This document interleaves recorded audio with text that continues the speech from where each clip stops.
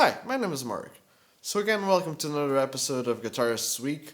If you haven't really watched the other episodes, I'm going to briefly mention what this is about. Basically, each week there's a lot of stuff going on in the guitar/music industry, and I wouldn't necessarily call this like a news segment because I'm not going to talk about every single thing that happened last week. I'm just going to talk about things that I thought were particularly interesting, funny, or discussion worthy. And this week's episode is actually a little bit interesting because last week there was nothing really major on Gibson's part, nor were there new PRS models. Because for those who've been watching this series from the beginning, you've probably noticed that every single episode till now we've talked about Gibson and we've talked about PRS releasing some sort of new models that I think were discussion worthy. But this week we are not going to talk about them. I'm not sure if that's good or not, but anyways, something that I thought was particularly interesting was this news thingy on Guitar World about Kirk Hammett saying that basically he listens to a lot of music like gypsy jazz and blues and other genres other than metal, and that he'd like to do some extra stuff, but Metallica don't really want him to. He's like, Oh, but I wanted to add some extra chords here and there, do some slidey stuff here and there. and Metallica and their producers are like, Oh, you can't really do this, that's not the Metallica sound. I mean, it makes sense when you go listen to a Metallica song or a Metallica album, you want to listen to Metallica, not bossa nova or jazz or something like it, even if it's still Metallica, but influenced by it. Because they're so popular, I'm not really sure if it would work. And he sort of got a little bit, I wouldn't necessarily say sad, but he was like, well, but I've got all of these ideas and how can I apply them? And I'm honestly surprised that Kirk Hammett hasn't really released a solo album. Maybe he has released one in the 80s or something, I'm not really sure, but I don't think so.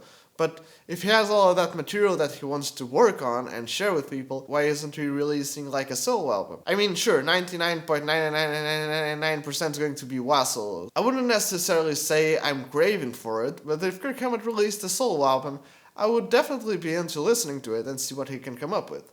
Do you guys feel the same way? If Kirk Hammett was to release a solo album, would you guys be interested in listening to it? I'd really like to hear your thoughts about this. And because we're talking about it, I just want to mention, it's not like it's a problem. It's something that I thought was interesting because I haven't really gone to the Guitar World website for a couple of years now. But their website is like full of ads. Sure, there are guitar related ads and stuff like that. But when I tried to open the page about this Kirk Hammett not being able to play other genres in Metallica news segment thing, when I tried to open it on their site, it actually took a long while to load.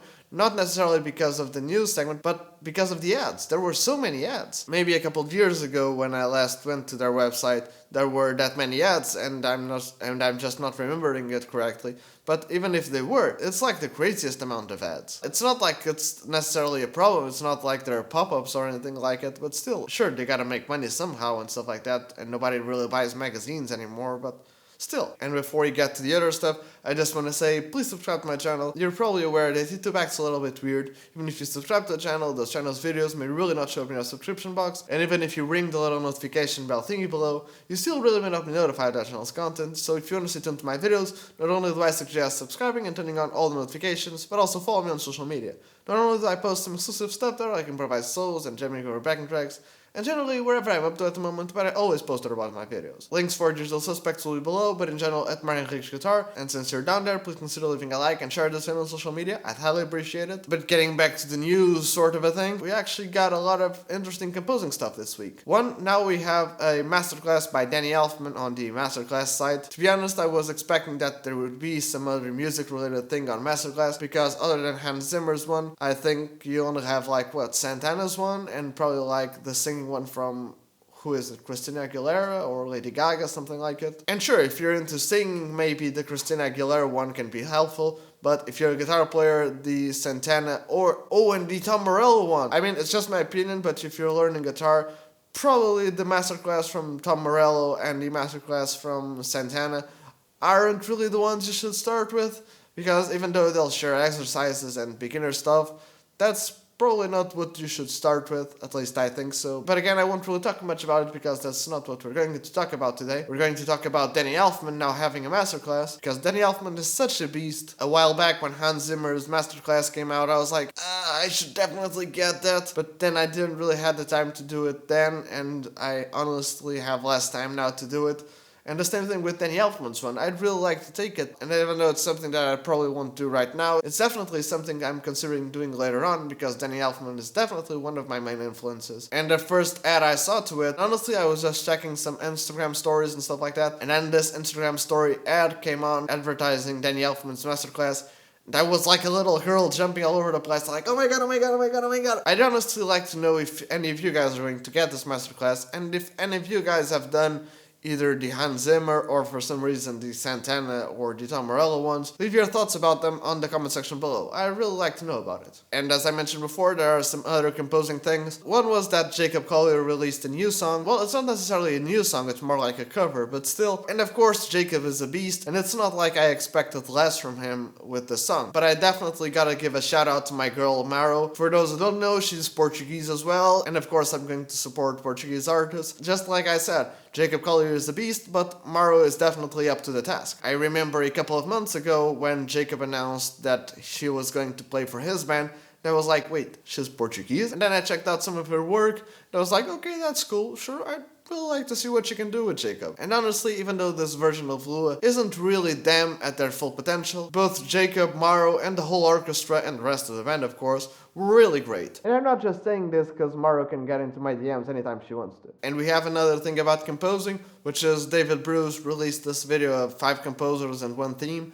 Again, I really like these sorts of videos. He had already made one video with this like small chamber orchestra, but now he did it with way more people, and it really sounded cool, and everybody did an awesome job. It was definitely one of those videos that you watch and you don't really mind to watch again. And I must say that the way he got the themes for Beck, Adam Neely, Ben, and Tentacruel was really cool. It definitely isn't something that I would think about, and that I think was really awesome, and if you're into composing or just music videos in general, you should definitely check out. And it's kind of connected to this David Bruce 5 composer theme, because Nare Soul wasn't really available to compose her own score like in the first video. But I gotta say, even though she plays piano and her Instagram videos with tutorials and stuff like that are definitely piano and keys oriented. I've been trying to play on guitar some of her piano tips and tricks that she posts on Instagram, and I gotta say that it definitely is something cool, and I'll probably do a video about it later. But if you haven't checked out Nare's Instagram, I highly suggest you to. And even though this video is probably smaller than the other ones, and we're getting to gear much faster than in the other videos, we're going to talk about this interesting, shall I call it interesting, guitar that Gibson released. Again, it's one of those custom shop models that is more for being displayed than to be played. And I get that part, the guitars can be a piece of art, not necessarily a tool. But I'm talking about this guitar because I honestly feel conflicted about it. Because when I look at it, I think, oh my god, it looks really weird, it's kind of ugly,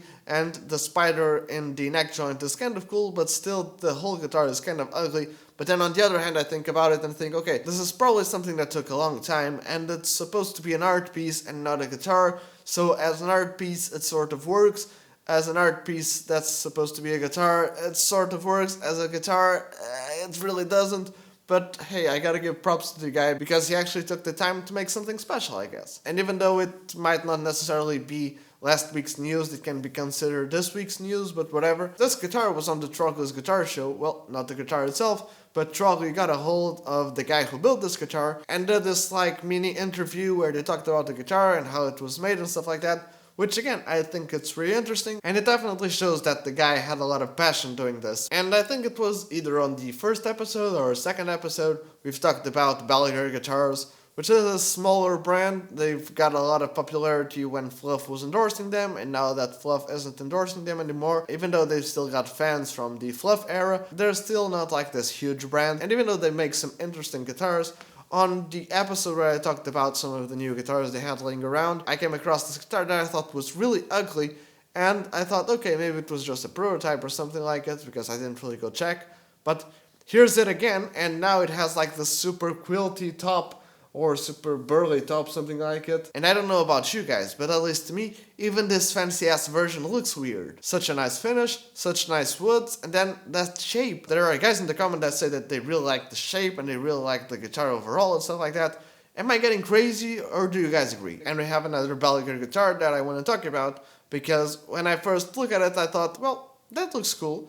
But then I looked at it carefully and I was like, well, that purple to orange burst isn't really my sort of a thing. I think it's a little bit too much for me. Even though it doesn't look terribly awkward, it feels a little bit weird to me. But then I checked some other photos of it, and I noticed that even though it has the maple fretboard, it has a wenge neck. It's one of those really dark woods, sort of like rosewood, and I don't know about you guys, again tell me in the comment section below, but I don't really like when guitars have this like dark wood neck and then the fretboard is like really bright. Fender did the special run a couple of years ago, and now they're doing it in the Rarity series, and if I'm not mistaken, even Henning Pauly suggested that Friedman should do something like it. But I don't really like it. One thing is to have like a maple neck with a rosewood fretboard or an ebony fretboard. Even though they're completely different colors, I think it sort of works, or maybe it's just my brain saying, okay, it's a traditional thing, it's here from the 50s, your brain already knows it, and this one is much more recent, so maybe it looks weird right now, but in a couple of years it will look alright. But I don't really feel like it. I feel like it's not something that really looks good. Talking about Trogley's guitar show again, Trogley did a video where he swapped the necks on some Fender Rarities, where one had a rosewood neck but with a maple fretboard, and the other one had a completely solid rosewood neck. And I was like, yeah, it definitely looks a lot cooler. Who the hell thought that was a good idea? And don't take me wrong, this Fender Rarity series definitely looks interesting. In fact, so interesting that I may have not taken a completely sane decision about it, but that's another topic for this video. Some of them have this like dark rosewood neck with a maple fretboard, and I started thinking, okay, that maybe could be something interesting, but who the hell had an idea of doing a rosewood neck with a maple fretboard? Even of all the Fender FSRs, the ones with a solid rosewood neck ones, again I have 3 of them, were really popular, but then the one with the rosewood neck and the inlaid maple fretboard didn't really sell well and was less expensive than the Rarities ones. So who the hell thought it was a good idea to get it in the Rarities ones or in the Balaguer guitar ones?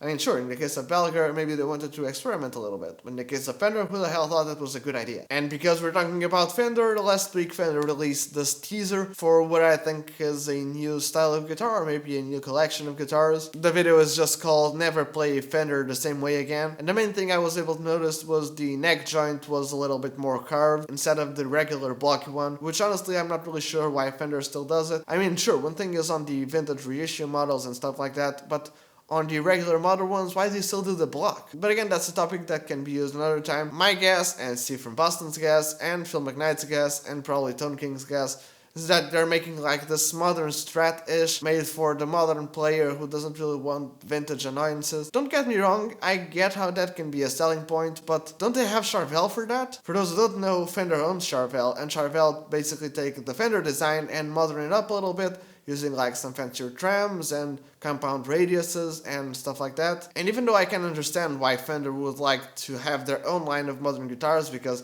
if for some reason they got rid of Charvel, they still want to have modern guitars or something like it, even though I don't really feel like Fender's going to get rid of Charvel. I'm not really sure if Fender having a modern style of Strats, because let's be honest, it's not like they're going to revamp the whole line.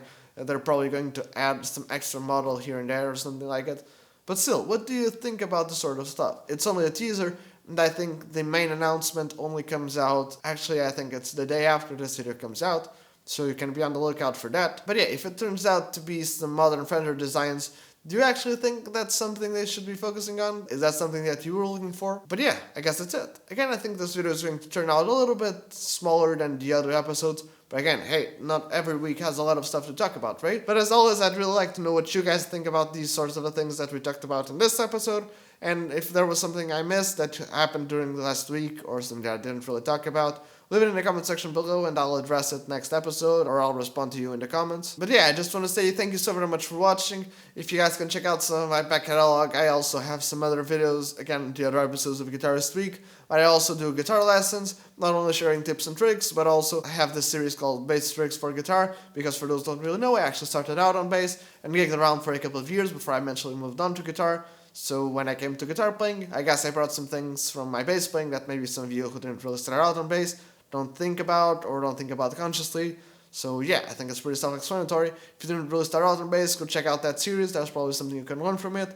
But I also have the series where I transcribe licks that I either think are interesting, or the licks themselves are a little bit different from what whoever played them usually plays. I also do composing and songwriting videos, not only, again, lessons with sharing tips and tricks and stuff like that, but I'm also doing this series where I compose a song and show you guys my process. And also this Yates series, You Ask I Teach. I know, pretty boring, generic, and self-explanatory title, so as you can probably guess, and as the name implies, in that series I pretty much teach anything you guys leave in the comment section below, well, that's guitar or music related, of course. So if there's something you want me to talk about, just leave it in the comment section below with the hashtag Yate. But yeah, I guess that's it. If you guys could leave a like, comment, subscribe, and turn on all the notifications, follow me on social media, and share this on social media, I'd highly appreciate it. But yeah, for now, cheers.